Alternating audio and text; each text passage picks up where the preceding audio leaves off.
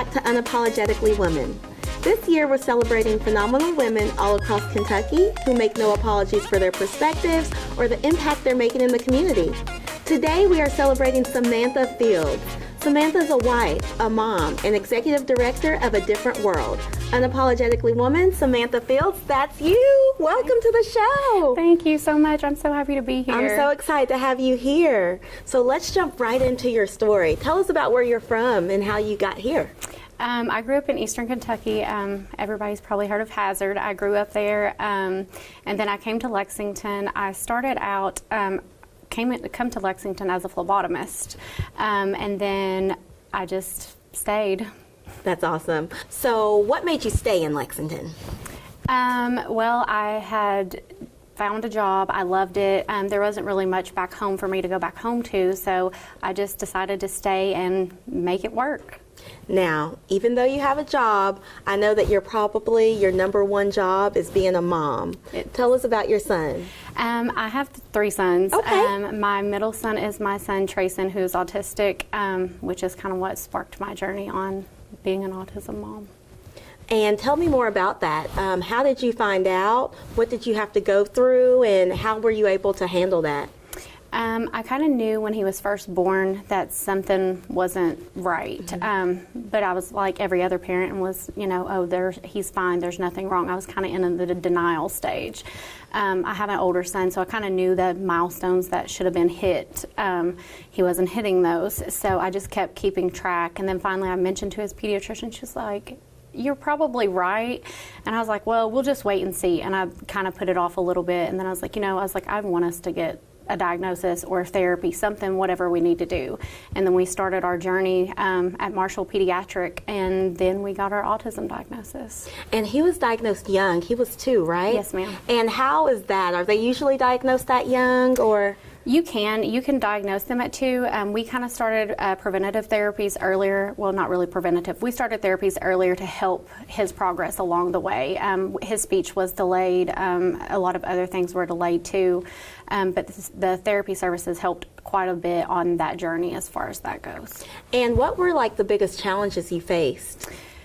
Headphones, sounds, lights, textures. We wore certain types of clothes, certain blankets. He's had the same blanket since he was a newborn, and I'm like, we got to switch it out. He's like, I'm going to keep it, Mom. It's just a lot of different things that you go through that you wouldn't normally think anything about. Right.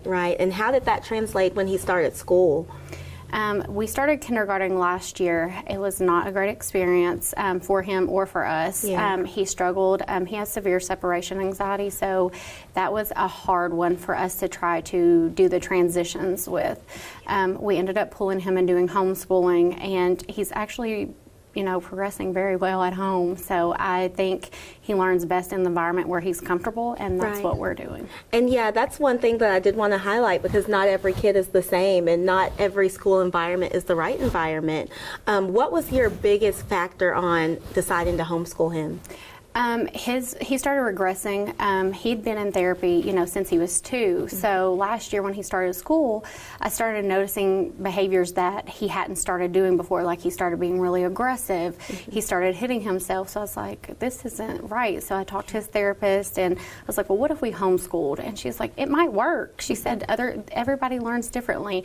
And I always say the phrase, you meet a child with autism, you've just met one child with autism. They're not all the same. They're all different. And we homeschooled, and it's not been easy because I'm not a teacher. Right. My husband's not a teacher, so we just do flashcards, we watch learning videos, and we teach him the way he learns. Yeah, and you said something very unique. Every child is different. Every person with autism is different. Tell me about A Different World. So A Different World was an idea. It wasn't something I was gonna do. I always said it's Trayson's world. I'm just living in it. So I was like, I've got to come up with a name. So I come up with A Different World because the journey's different, the views are different, and everyone is different, and everyone's journey's not the same. So I had made a post in Ladies of Lexington about the idea of starting a nonprofit, and I was flooded with feedback and where I could get resources. And it started last year, February of last year, and we have been going strong since then. That's amazing. That's amazing because not a lot of nonprofits last. What are some of the advices that you got? I met with a mentor at SCORE. Barb was phenomenal. She pretty much held my hand through the very beginning to help me get it up and going because I'd never done that before.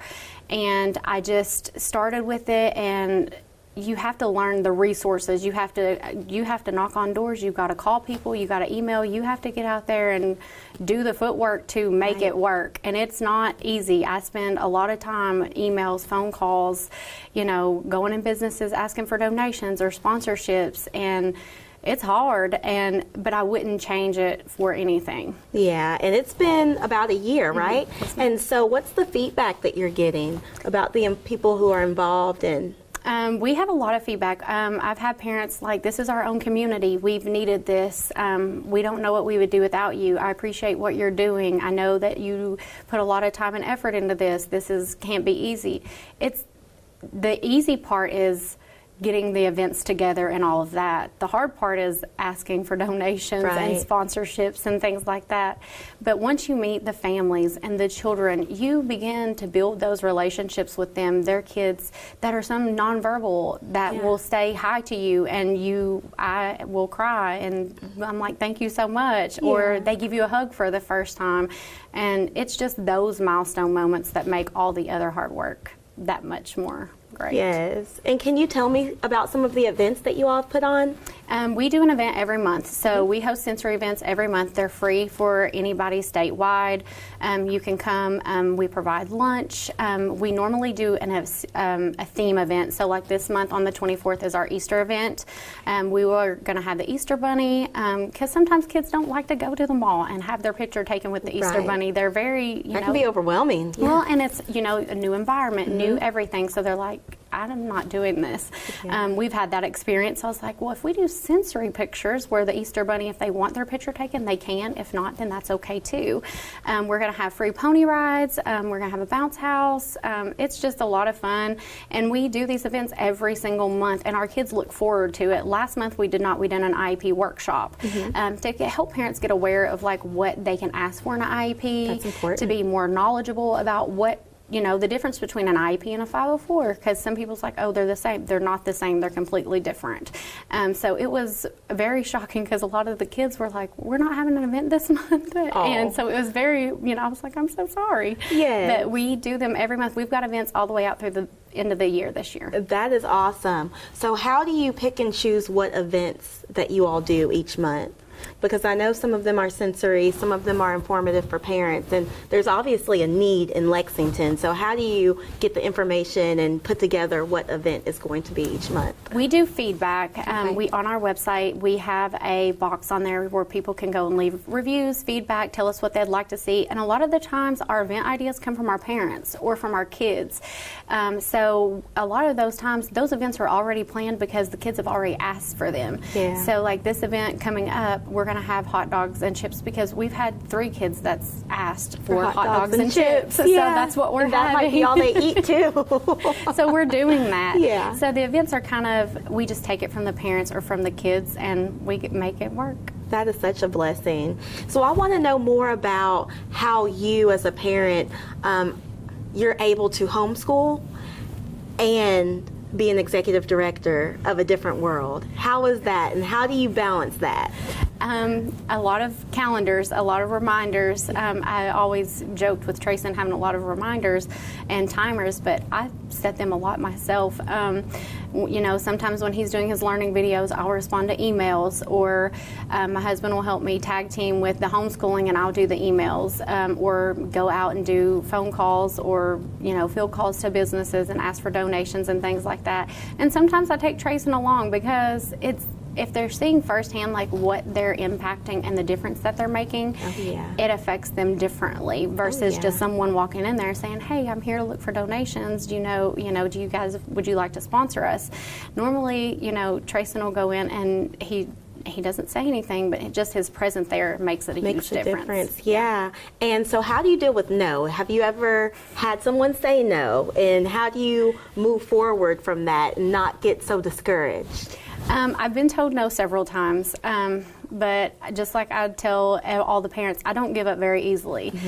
So if you tell me no, I'm still going to come back. I set a reminder to come back and visit them maybe 6 months from now, because maybe it was just a bad quarter. Maybe it wasn't the time for them to donate. Maybe something was going on, because you never know what's going on with someone else or a business.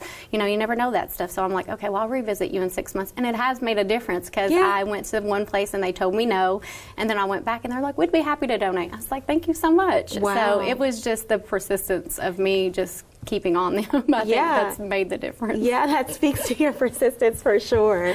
And so what do your boys say about you when they see that you're doing all this work, and especially your son Trayson, how he gets to see firsthand you advocating for him? Like, have they voiced their opinions to you, and also how does that make you feel? Trayson doesn't really say a whole lot. He just looks for the events. He's like, I get to go to an event. I get to go to an event. So he knows, like, when packages start being delivered, then he knows that we're having an event, because I'm piling up every room in the house to get prepared. My oldest son has actually volunteered at our events. He contributes to help run things and help me with things and set up. My youngest son is 3, so he's just there to, thinks he's helping, but he's not really helping.